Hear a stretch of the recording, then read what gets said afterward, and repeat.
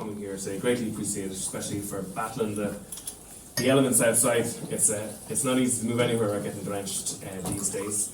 We're here to launch a very important bill. The bill is the Gender Recognition Amendment Prisons Bill 2023. The purpose of this particular bill is that it will prevent male-born criminals being placed into women's prisons. The bill has been developed in consultation with the Countess, and I thank very much the Countess for the work that they have done in helping in that process. And we have at the top table here Laoise de Brún BL, who has been instrumental in working with her colleagues to develop a campaign across the country to educate people, I suppose, in relation to what's happening at the moment. The Countess obviously is a separate organisation we agree on many things, and of course there are probably differences of opinions there as well, and that's fine. But we're very happy and delighted to have worked with you guys in relation to this. Just to say as well, we want to thank Carol Nolan TD for Laoise Offey for coming here today, and in supporting the bill. She has signed the bill as well. We've asked a number of TDs across the political divide in the Dáil to also co-sign the bill, and so far Matty McGrath has come back and said that he will co-sign the bill too. So I expect a large number of other TDs to sign the bill as well. We're kind of in a strange situation at the moment in this liberal democracy that we live in, that we have a large number of TDs in the Dáil who actually agree with the contents of this bill, but who probably feel afraid to lift their heads above the parapet in terms of signing this bill. And our small political party believe very strongly in the idea that one of the engines of a liberal democracy is the ability for ideas to compete with each other.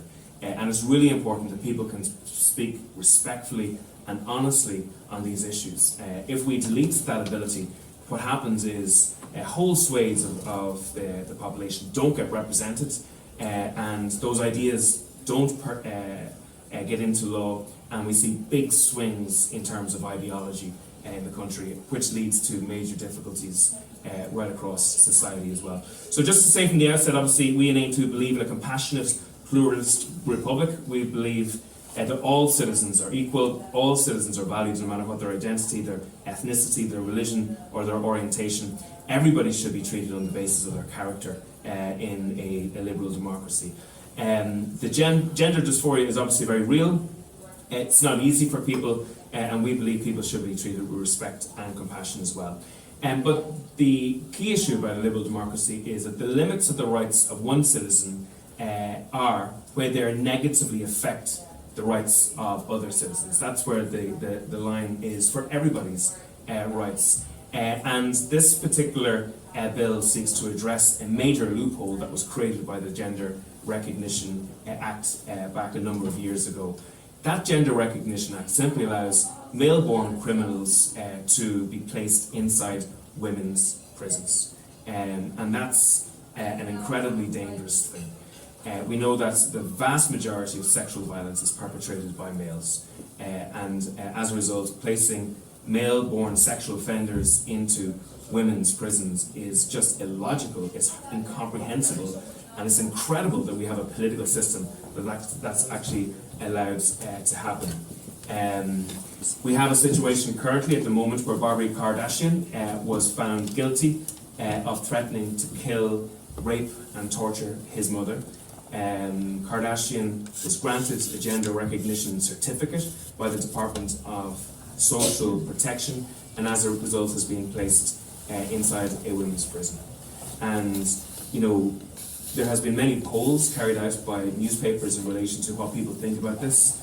The vast majority of people are opposed for absolutely logical, decent reasons for that to happen. And indeed, we had a similar situation happen in Scotland, which led to a major crisis within the Scottish political system, which in part led to Nicola Sturgeon being forced to resign from her position as First Minister. In Scotland, you have probably a normal media situation in which these issues get debated within the media system. In Ireland, we don't have that. Outside a few very good media organisations who have been challenging the system in recent times, we don't typically have that whatsoever. So we believe that this is a horrendous dereliction of duty in terms of the government's responsibility to protect women in their care. Women are entitled to their safe spaces, and it's clear this law needs to be changed. And it's a particular issue within prisons, because obviously in prisons women can't leave the particular space that they're in. They are incarcerated, they're forced to remain in that position. And indeed, when Gript asked the Taoiseach himself, Leo Varadkar, what was his views in it, he very awkwardly articulated, I think, that he felt that biological males should not be put into women's prisons. And I think, you know, just the realpolitik of the situation, I think he understood he had no option but to articulate that view. But unfortunately, the day after, Simon Harris basically revised what the Taoiseach had said and said what he took from the Taoiseach's statement was something completely different. And that's unfortunately where we're at. We have a government that is resisting for ideological reasons to deal with the scientific realities that many women are experiencing around the country. So this bill seeks to remove the threat of sexual assault or abuse by male-born prisoners in female prisons by making provision for single-sex accommodation in prisons. And that's what we've had for the last couple of 100 years, and that's what we need to see again. Our bill provides that the gender recognition certificate does not affect whether a person is deemed male or female for the purpose of applying the existing rule to a single-sex accommodation in prison. That law is basically a loophole that can potentially lead to significant damage. The major problem is that there is no gatekeeper. Any male can apply for a gender recognition certificate, and any male can be placed inside a women's prison. And we want to see that loophole closed. So I'm going to pass you over to Laoise de Brún, who's going to give the perspective of the Countess now. Thank you very much. No man should ever be housed in a female prison, regardless of how he identifies.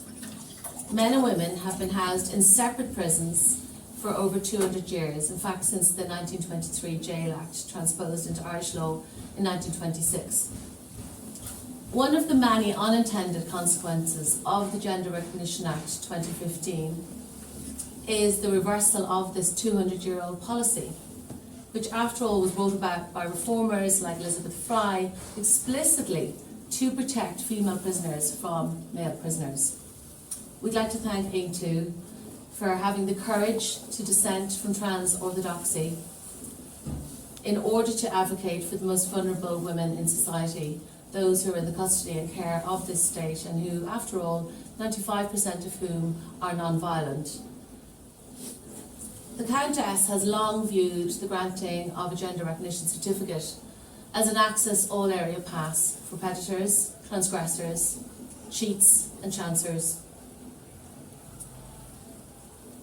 And nowhere is this felt more viscerally than in prisons. In the Irish prison system, and in all prison systems beholden to full gender self-ID, the data is the same, and it's irrefutable. Either trans-identified male prisoners are more likely to be sexual predators, or sexual predators are using this loophole to be housed in female prison. It must be one of these two things, and this loophole must be stopped. It must be closed. The recent British policy change that was triggered by the public outcry that ensued when a male rapist was put in a female prison in Scotland, was predicated on their having no legal requirement to house trans-identified male prisoners in a female prison. That is not the case in this jurisdiction. In Ireland, under our full, unfettered gender self-ID, all men who acquire a gender recognition certificate must be treated as if they are women and placed in the women's prison. So therefore, the only solution to this is to limit the scope of the effect of the gender recognition certificate. And that is what we have done in my drafting of this amendment.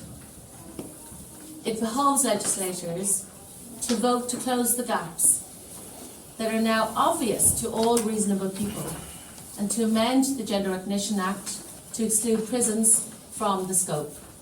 Thank you.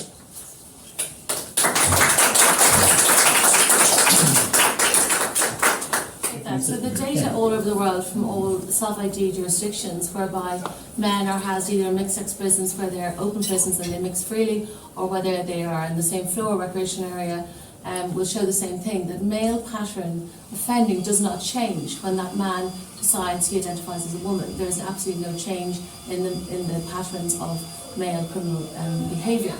98.8% of sexual offences that occur in the state are done by male perpetrators. Now, that is a separate but adjacent issue in terms of the actual prison population. The data from the MOJ that was done by another organisation in the UK called Fair Play for Women, they got this data via a Freedom of Information request to the Ministry of Justice, and it's very, very clear that of the men who identify as women in prison, they are more likely to be sex offenders.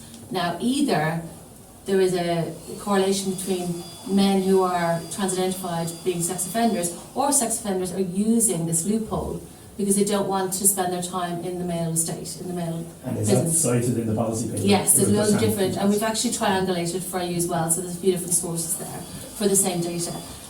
But I mean, it's not only about the risk of rape, because as Peadar pointed out, the Irish Prison Service is really doing its best to deal with an impossible situation that is not feasible long term at all. I would suggest that the Irish state face a triple risk of litigation here, because the men are, it's very evident that they agree that it's very obvious through the protocol that's in place that they're locked up 23 hours out of 24 hours, and when they do leave their cells, they're accompanied by a male and female guard.